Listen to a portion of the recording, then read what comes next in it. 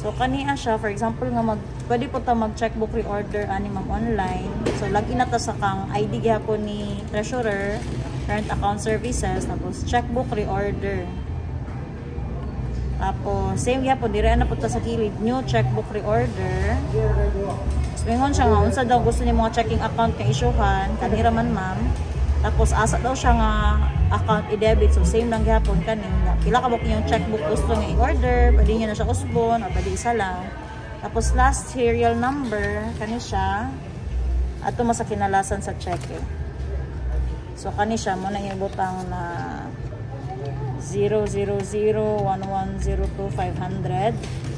Tapos nana siya i-charge dira 600. Tapos ang particulars barang butangin na lang barangay ninyo. So barangay Government of Bonifacio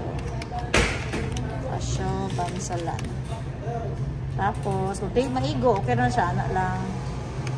Tapos submit ninyo. Okay. So kung tayo nga okay na siya, gi-submit na siya, mabot gyapon na siya kay Cap ma'am. Tapos same na gyapon siya sa ASIC dito naman sa checkbook reorder niya, iya ra gyapon i-approve. Kani kay sample naman siya, dili na nato i-process ma'am ha. Okay ma'am. Siya ma'am. So kato siya ang ato ang checkbook reorder.